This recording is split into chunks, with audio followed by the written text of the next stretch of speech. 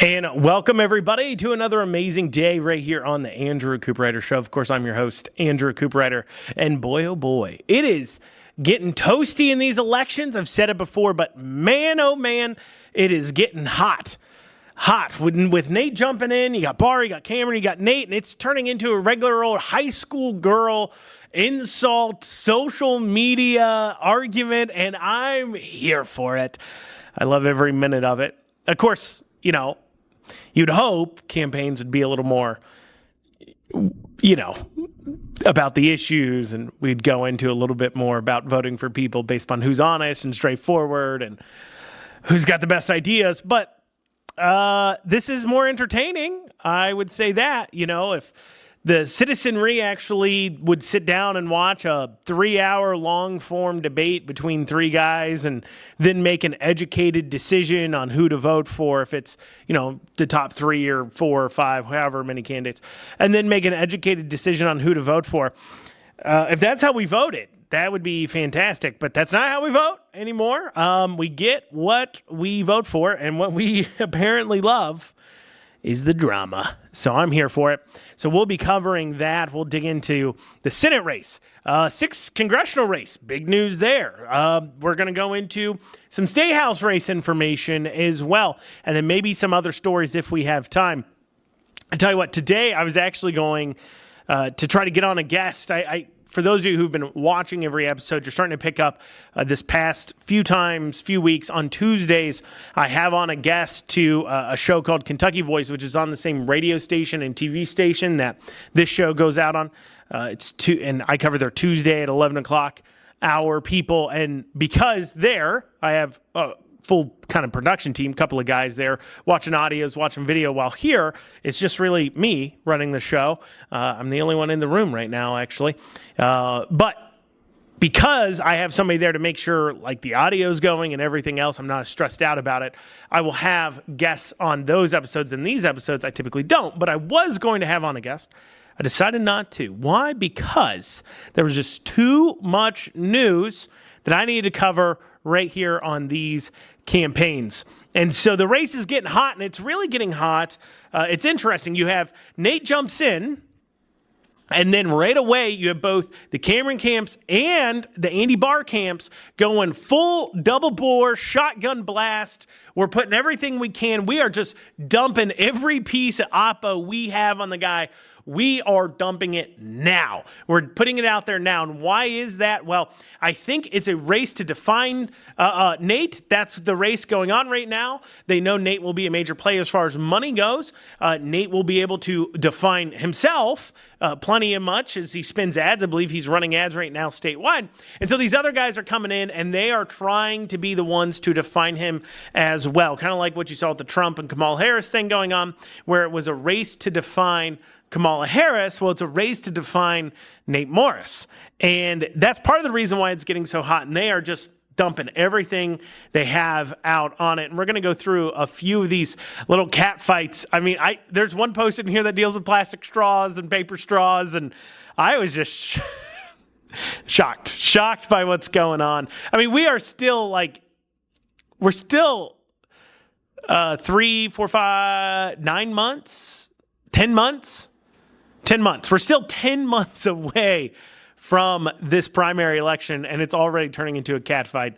So let's talk about it. So Morris declares, both Barr, Cameron come out, lock, stock, 2 smoking barrels, boom, boom, double shot, hitting them with all the oppo they got, trying to define him. And the crux of their argument is that he's a woke CEO, that when he was running Rubicon, he was super woke, super lefty, and he's fake. He's faking. He's trying to hide who he was. And so let's take a listen. There's this ad that I think kind of explains a lot. We'll take a listen to that ad and kind of break it down. Let's do that right now. Millionaire Nate Morris wants to be Kentucky's senator, and he's hired some high-priced political consultants to give him a MAGA makeover. They desperately want Nate Morris to be a Trump populist, but it's pretty hard to erase his record as a loyal fundraiser for Mitch McConnell and his big bucks to Nikki Haley. Morris's spin doctors have to cover up his radical environmentalism. Morris's company was big on ESG. His right hand, a woke social responsibility officer. Nate Morris joined left-wing Europeans signing the Paris Climate Pledge. He even wants to ban plastic straws. His DC flacks have to shred his record as a woke CEO. Morris signed the CEO DEI pledge. Yep, DEI. Nate Morris lectured his employees on the BLM legacy of injustice, just like Nancy Pelosi and the liberals. The Morris makeover? It's just embarrassing. Now, first off, I calls them as I sees them. That's an interesting ad. I kind of like the ad. Just as far as the aesthetic goes, like if I was doing like an attack ad, I'd do that aesthetic. Like I said last time, I liked Nate Morris' announcement ad. Well, not last time before last. Last time. I liked Nate Morris's announcement ad. That attack ad was definitely different than most attack ads. You know, it wasn't something that just kind of strikes you as the same. The stuff coming out of, I believe, Andy Barr's campaign himself has been in that vein of pretty normal attack ads that you expect, you know, the low baritones and the scary graphics and, those kinds of things. Anyways, to the veracity of the claims, though, and how will they play? So off the bat, you might think they're going to play really great. But the problem with this kind of, using a voting record to define somebody has a lot more legs to it than using their history at a company. And we saw this, and you used to think it wasn't the case, but you saw this with Trump, where he was a Democrat sort of businessman in New York, donating money to Democrats, doing business dealings with Democrats, playing the wokey game. At the time, I mean, woke and DEI and stuff wasn't as much of a thing in 2016, but playing the games and everything else. And when he was challenged on it, he had that iconic line of, "I'm a businessman doing business." And so while I'm assuming the claims have some legs to them and they're accurate in that way that these things occurred, you do have the aspect of a businessman doing business. He's running a startup. Startups notoriously, they have to go get funding. He gets listed on the stock exchange. He's trying to get hedge funds to buy up his stuff. And so you buy into kind of those racial bias and everything else. And look, honestly, do I think Nate Morris really believes in DEI stuff? No, nobody does, really. I mean, nobody really honestly thinks, unless maybe you're just a really far left, bought in, drank the Kool-Aid, crazy, like so far left, you could never even run as a Republican like Nate Morris is in the first place. I don't think anybody really believes there's a such thing as like racial bias that you need to train out of you and, green energy and all that garbage. It's just something that the woke hedge fund managers like to see. So right, wrong, or indifferent, should he have done it, should he not have done it? You be the judge as far as that goes. I think framing it in as it's honest and fair to frame it in as you're listed on the stock exchange, you need support. These are the games you have to play. You wish it wasn't that way. Now, the question becomes for you as an individual trying to decide whether or not you're okay with that is based upon, do you think that somehow him not, standing up to these lefty ideas and saying, look, I don't care if it risks $1 billion company and tons of jobs and everything else, I'm going to stand up for this. I mean, if you remember, Vivek even admits that he did some of these things too when he was in the venture capital pharmaceutical game, right? So do you sit there and say, okay, that's acceptable to me, that's okay because you're playing the game? Or do you sit there and say, no, I want somebody who's strongly going to fight? But the problem is that you look at especially somebody like Barr's voting record and you have way more concrete, like this is what's going to happen when they're actually voting. And that gives a lot more people concern. And I think at the end of the day, they talk about lesser of evils. I mean, right now you've got 3 major candidates. Mike Farris starting to get a little bit of traction online, at least.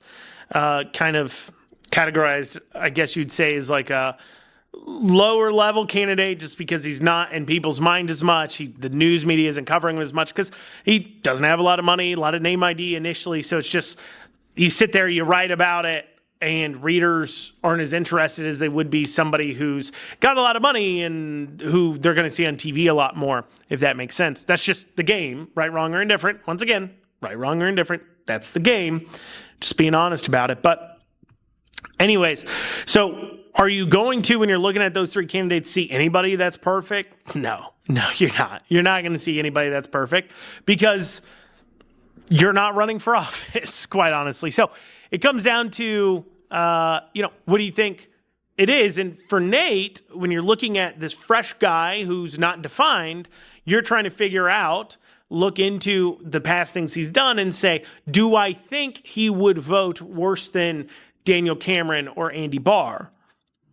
That's the question you have to ask yourself, and that's a conclusion you have to come to based upon the information being given to you. Where did they stand on the issues? I mean, may I remind all of you who are listening that our own state legislature created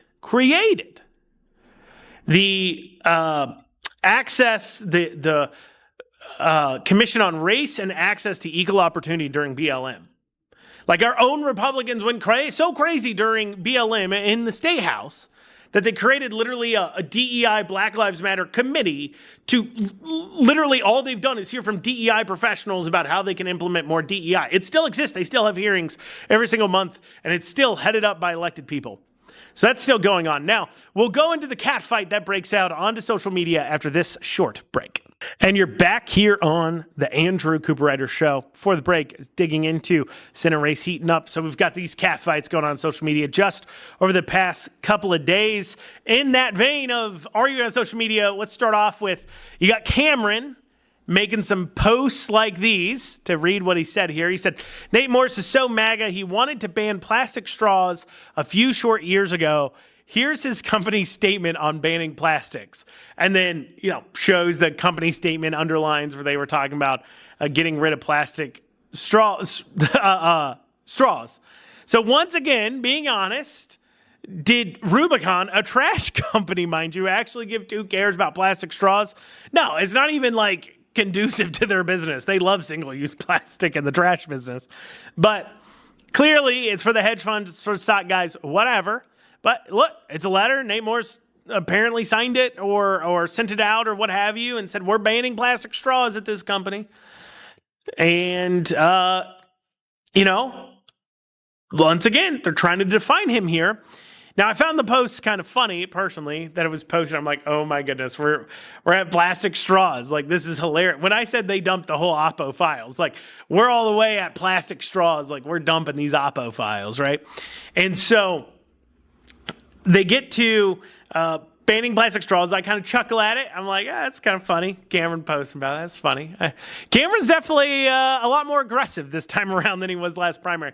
I don't think last primary, I don't remember him going at Kelly Craft until the last few weeks. There's maybe a few attack mailers against Kelly Craft coming from Cameron's camp. I don't remember the Facebook post. I certainly don't remember this much early on.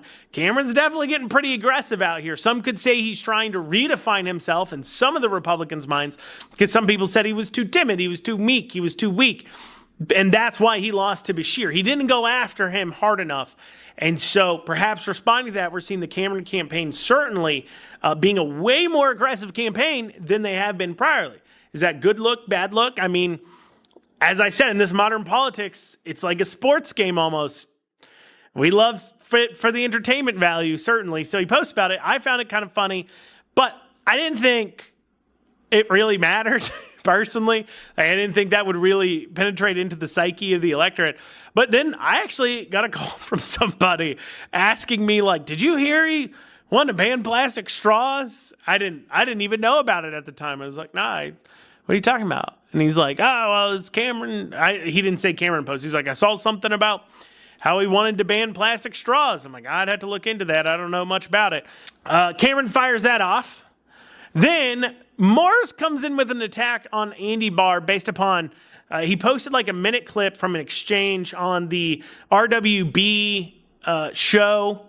I believe that's a Fox 56 show. And if I'm mistaken, I'm sorry. RWB, I know it's Bode Brooks, but I believe he's on Fox 56. But anyway, so the RWB show, It's a political show that they have on Fox 56. Just double-checked it. It is Fox 56. It's hosted by Bo Brooks, and he has on all these Senate candidates, asked them some questions for about 10, 20 minutes. And a part of that, Andy Barr invents a term. I don't know if he invents it. It's a term I've never heard of before, but he calls people, which bold move, Cotton, bold move. He calls people that don't want immigration into the country at all, illegal or legal, because they're saying, look, we've got all these illegal immigrants, we need to get rid of them. We don't need more people in here. They're taking jobs from Americans. We need to get our American workforce, make sure they're all back to work and they're fully working. And let's keep in mind, too, there are those work requirements that have come into the Medicaid and the food stamps, as far as that goes, based upon the one big, beautiful bill. That is going to push some more people into the workforce. And so that will create a situation where there may be a press for jobs. I can tell you that several employers I'm talking to have been experiencing boomerang employees. Employees that used to work for them are coming back around trying to work for them again. You wonder what the job market's looking like out there with that in mind. However, putting that to the side. So Andy Barr looks at people who say, look, I don't want any immigration right now until we get rid of these illegal immigrants and we can kind of stabilize and see what we actually need in this country. And we're bringing in people that otherwise Americans can't fulfill the jobs. And Andy Barr called those people nativists, which I've never actually heard anybody use that term before, but he used it definitely in a pejorative sense. So Nate Morris shares it. I'm going to share a little bit more than Nate Morris did from the clip. Let's go ahead and take a listen to that. The bottom line is we need to secure the border. I led the effort among House Republicans in Trump's first term to defend in court the president's authority to use defense appropriations to build the wall. I've been to the border. I've been with the vice president of the Customs and Border Protection Agency, and I saw illegal border crossings and the cartel activity down there. And I've voted over and over again for the toughest border security legislation in the history of our country. And as a proud supporter of the One Big Beautiful Bill in the Congress, I'm going to be voting for later today, hopefully, $350 billion in additional resources for Border Patrol agents, for technology, and yes, to continue the border wall infrastructure. And that infrastructure is what the Border Patrol agents say they need. That's the number one thing that they say that they need to stop the flow of fentanyl, of drugs, of human smugglers and drug traffickers and cartel activity and criminals and terrorists into the country. So, in terms of supporting border security, there's no one who can say that they're tougher on the border than me. Now, at the same time, our agriculture sector, our hospitality sector in Kentucky, they certainly need legal workers. The horse industry, I've had the privilege of representing them. And the great thing about the president's policies that will secure the border and keep our communities safe is that it'll create the opportunity to streamline our overly bureaucratic legal guest worker programs so that our signature industries have the labor that they need. And some of these nativists, frankly, are directly at odds with the agriculture sector in Kentucky. And we are a nation of immigrants, but we're also a nation of laws. And I'm proud to join President Trump in both of those efforts to secure the border, number one, and support President Trump's efforts to help agriculture and the hospitality industry, which, of course, he comes from.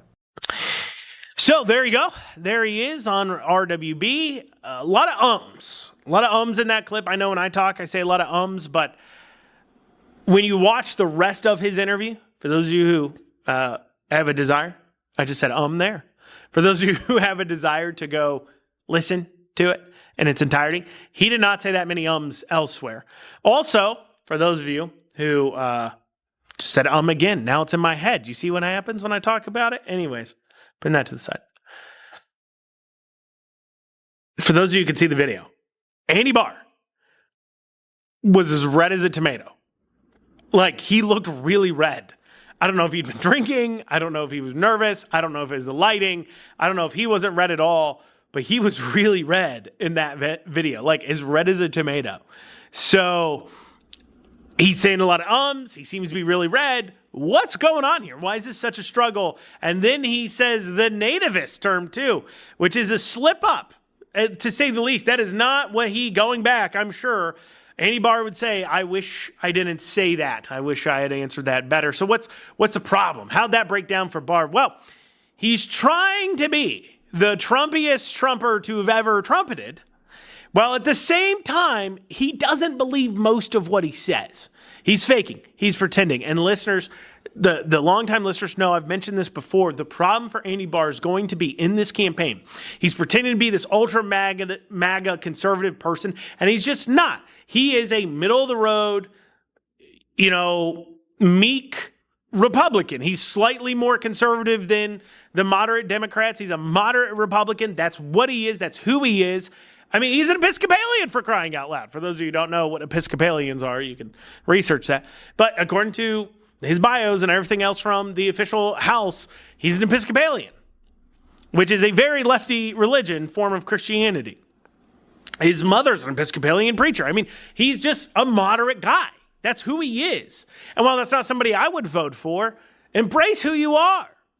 Don't try to be something you're not, because you're going to make mistakes like this. And I called this early on. I said, Andy Barr's biggest problem when he's trying to be this Trump or Trumpy is he doesn't speak our language. He doesn't speak a conservative language. He doesn't speak a MAGA language either. He doesn't speak a liberty Republican language. Whatever you want to call it, he doesn't speak it. He's not in tune with it, and so he's going to make mistakes. And I used the example early on where I've heard him talk about things like, oh, look how many women Latina Congress people we're getting in. Isn't this great?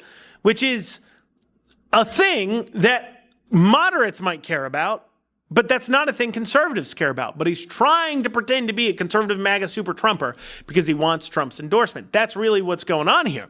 And so he slips up with the nativist thing because he's used to thinking of people who don't want immigration into the country as bad people.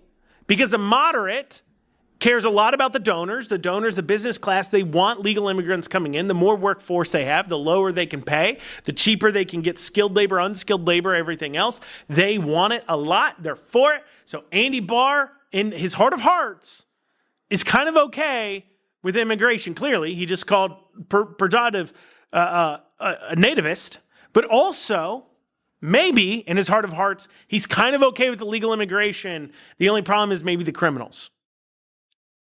But where Donald Trump's been all over the place recently on immigration, amnesty plan, no amnesty plan, help out the farmers, don't help the farmers, help the hotel workers, don't help the hotel workers, all over the place. Andy Barr doesn't know what to answer because he's trying to get Trump's endorsement. And so he's struggling. He's trying to say what Trump wants to hear. But that's not all I have to say about the Senate race. More to say on that. We'll have that after this short break. And you're back here with the Andrew Cooperrider Show. For the break, we were talking about Andy Barr's slip up his oopsies, where he called us nativists if we don't want immigration into the country. And we want to slow that down. We want to see Americans taken care of first before we start bringing in more people. If you have that belief, you're a nativist. And he didn't mean it in a nice way. I could tell from his tone of voice, and so could you. So him not being comfortable, actually comfortable being a conservative, because he's not, ends up messing it up.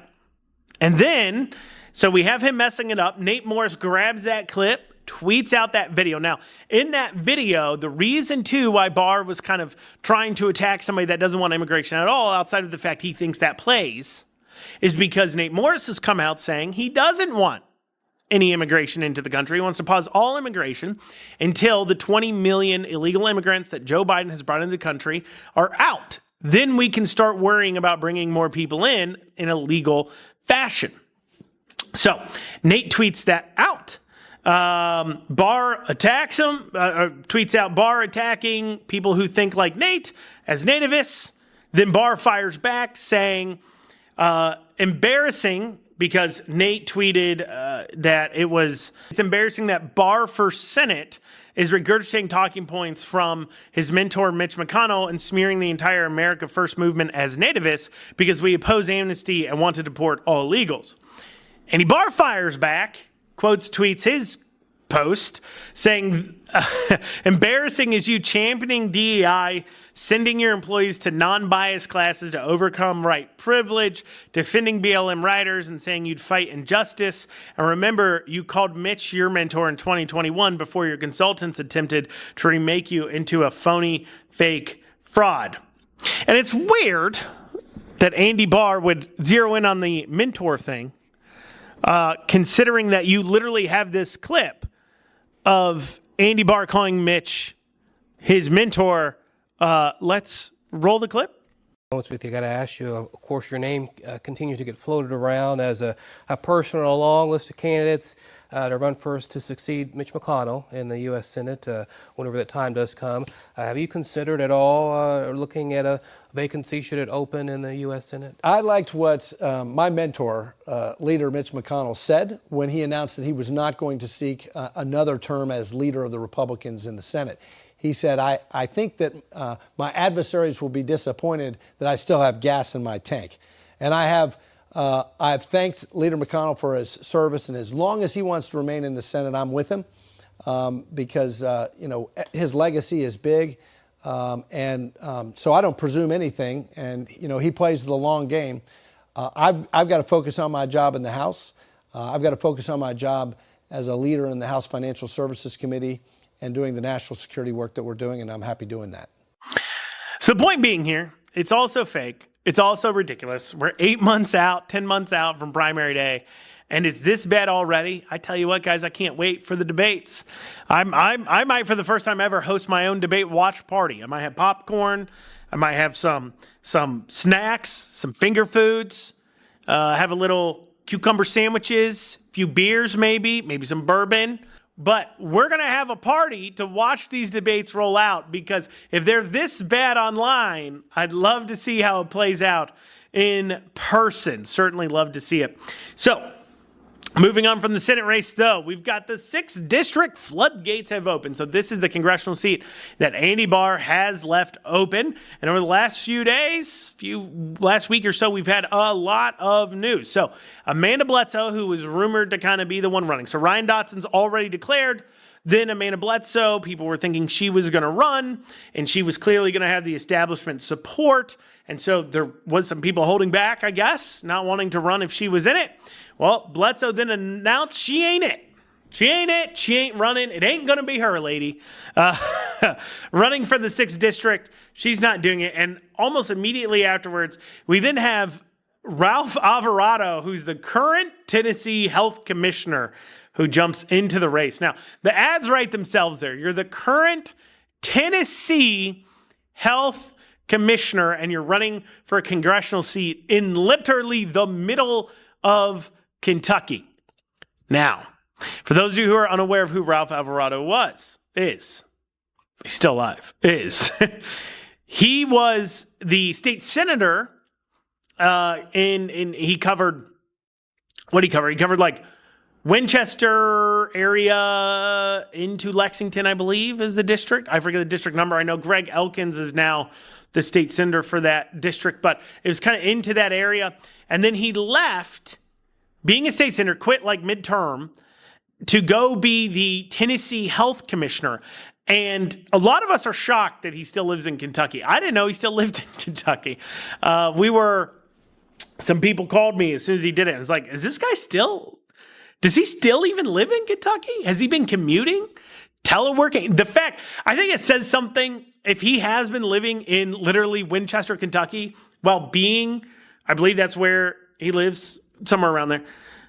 If he was living in Winchester, Kentucky, while being the Tennessee health commissioner, like the highest person in charge of, like the Dr. Stack was for Kentucky, he was that for Tennessee. It just points to how useless that position is. If somebody can literally live, 4 hours away or however far away it was, and then be that person for the state. Kind of crazy. I don't know if he commuted. I don't know if he still has a house there, but if he has, that's crazy to me. And so he announces, and then Ryan Dotson in an interview says he feels hurt by it. He's in his feels about it because he says he lives down the street from each other, because obviously Ryan Dotson has been the House rep of the same area that Alvarado covers a state senator. Well, state senators cover about 2 to 3 times the area that a state house rep does. But Ryan Dotson, at least part of his district, was in Alvarado's Senate district. He says, look, I'm hurt. We're supposedly friends. He didn't call me. He didn't talk to me. He just ran. What's going on here? He should have talked to me. So he comes out and says that. Then you now have Deanna Gordon, Representative Deanna Gordon, jumping in. And you may be asking me the same question my wife did, which is, who is that? And, well, let's hear what Deanna's running on. Let's hear what she has to say. Let's take a listen to that. Deanna Gordon says she wants to be that true, quote, MAGA voice for Kentucky's 6th congressional district in Washington. And that is the message that she is really pushing. Just take a look at her campaign flyers. Front and center, it says, quote, fearless conservative and, quote, pro-Trump warrior. And on the back of the flyer, it says Gordon will fight to, quote, implement the Trump agenda. Today, in a one-on-one interview with LX18, Gordon says she believes that President Donald Trump's win was a message from the voters to move the country in a different direction. And she says that she believes things are currently on the right track. Keeping illegals from voting and working here, keeping men out of women's sports. We have lowered the income tax. That's something that we can do in Congress as well. Gordon, who is an audiologist by trade, is currently a lawmaker in the Kentucky House of Representatives. Since her win in 2018, she has kept a relatively low profile in the General Assembly. She says she simply avoids the drama, the cameras and such, and focuses on the work instead. I'm someone that likes to roll their sleeves up and get to work, and that's what I've done in my business. It's what I've done in Frankfurt, and that's what I'll do in Washington. Despite her low profile, Gordon believes she's uniquely qualified for the job. I'm a faith-driven woman. My sons, I think they should have the ability to have good jobs and to raise their families in safe communities. Being a small business owner, I think it's important that we need to bring jobs back to America, particularly back to the 6th District. Now, Gordon is really positioning herself as the candidate for people who like what President Trump is doing. So there we go. Now we have everybody jumping in saying, I love Trump. I'm the Trumpiest Trumper to have ever trumpeted. It gets a little exhausting, all these candidates saying that they're the most Trumpiest Trumper person. We'll discuss a little bit about that, talk about the 4th congressional district, and then if we have time, we might go into a little bit more. That's all coming up here on the Andrew Cooperrider Show. And you are back here on the Andrew Cooperrider Show. Happy to have you back here in this final segment. Been digging into the 6th congressional district. So we started out Senate race, spent some time on that. Now we're digging into the 6th congressional district. So much news over the last week. I wish you guys would settle it. Cool your jets. I only do one of these types of shows a week. The other show's an interview show. You guys need to chill it. Put it on ice. Anyways, getting back down into it. So, Deanna Gordon, who's she? We heard what she had to say. Surprise, surprise, she's the Trumpiest Trumper to have ever trumpeted. So we now have, in the 6th congressional district, at least 3 declared candidates that I know of. There might be more. I didn't bother to check the filings, but I know of 3 now. And all of them are promising to be Trump's greatest ally.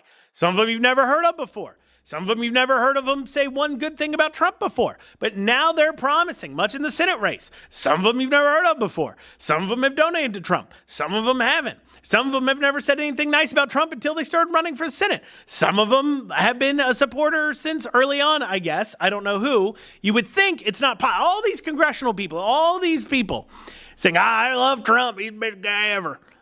I'm not saying that's derogatory to people who love Trump. I'm saying it's derogatory to them. Because some of them have got to be lying.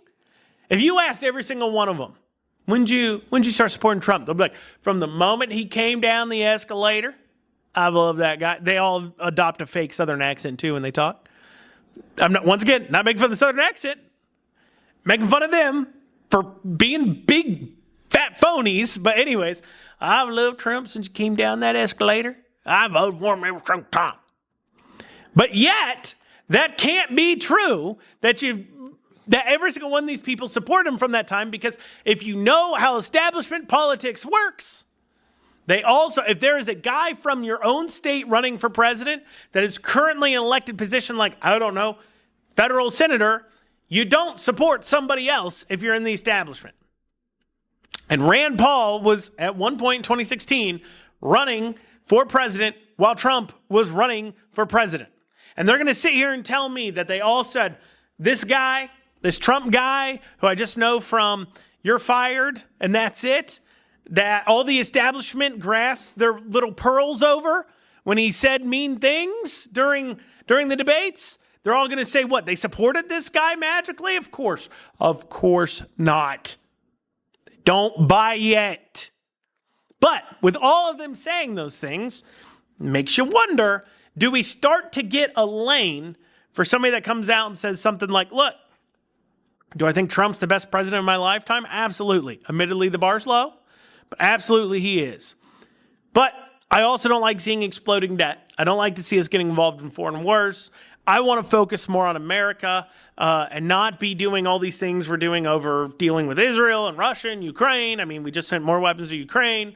And I think that there's some people giving Trump some bad information. I want to run for office and be able to be a voice on the floor that is fighting for Trump's agenda and also letting Trump know what's really going on so people like Mike Johnson and others aren't taking him for a ride.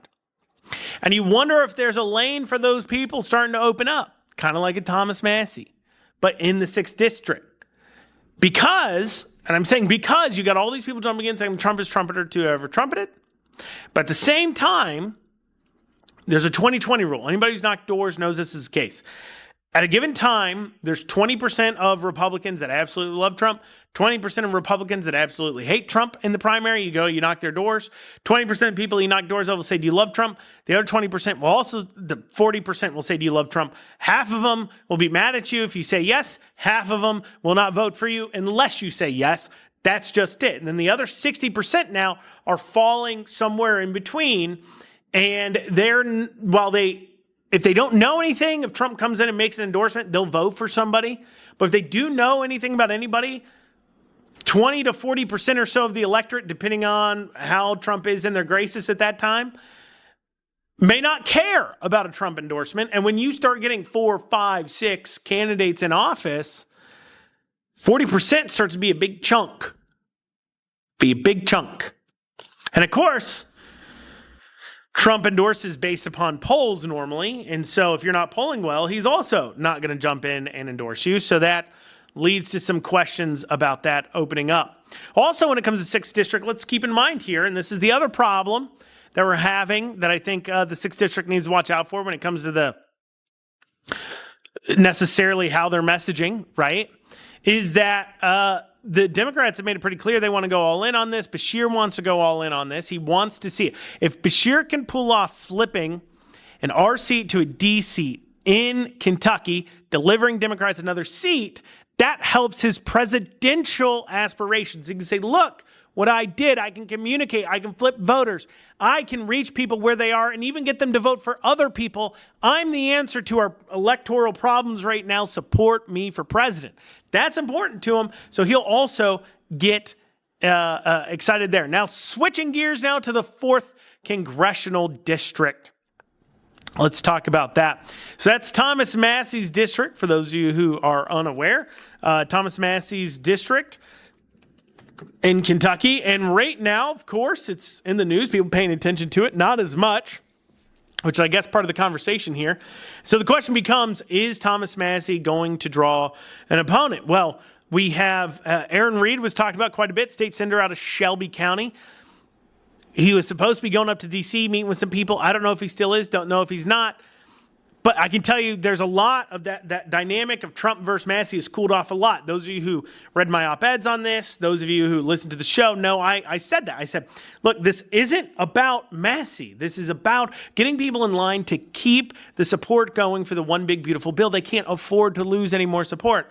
And after that happens, I would not be surprised if this whole Trump v. Massie thing doesn't even continue anymore. And we have a recent Politico article where they're talking about that with Massie, and Massie saying, look, I think Trump needed to attack somebody to keep everybody else in line to get the one big beautiful bill done, and he knows I can handle it. He knows I can weather the storm, and so he went after me. It definitely is conciliatory towards Trump, where Massie's saying, look, I have no hard feelings towards Trump. Makes you wonder, have they been talking? Have they been communicating? Have they buried the hatchet? Another possible indicator of that. So we had the Aaron Reed situation going on where they're talking to him and trying to get him to run. Aaron Reed was obviously waffling. He had said no at first, actually. In fact, at one point, he had commented on an Axios, I believe was the publication article, that named him as a potential challenger for Massey and said fake news. His comment was fake news. And so he was getting heavily lobbied by people up in D.C. to run. You wonder if he still is. What I can tell you is that as people were talking about him maybe running, you were seeing a lot of posts coming down from Facebook and social media and a lot of things where he's talking about, supporting Trump. He likes Trump's policies on this and that and this. Definitely something where I saw him say no, and then I realized, he's still looking at running. This was a few weeks ago when I noticed how many posts that were going on, and suddenly he's making a lot of posts supporting Trump, right? So that's kind of, people get a little more noisy, a little louder, want a little more attention when they're looking at running for something, of course. So in that same vein, I don't think Aaron Reed, as I'm recording this here, has made a Facebook post in 2 weeks. I don't think he's made a post in 2 weeks-ish time frame. I think the 27th of last month was the last time he made a post. So about 13, 14 days from when I'm recording this. So, gives you some idea. Maybe he's out. He's not interested in it. So you wonder who else will it be? Well, we have, by definition, kind of, the B team to Aaron Reed, also a Navy SEAL, but lost to Aaron Reed by a small margin, though, in Aaron Reed's Senate district there just last year in 2024. Ed Gowring, he goes on Kentucky's Voice. Different guest host was covering it than I am.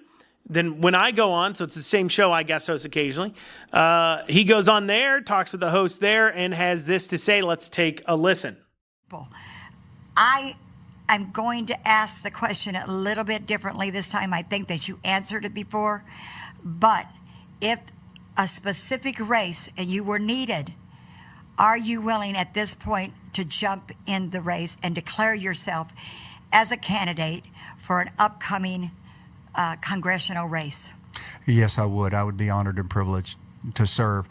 We are at the most volatile time in our nation's history since pre-World War II. We're facing the four horsemen of the apocalypse. And not only that, and that's, of course, China, Russia, North Korea, and Iran.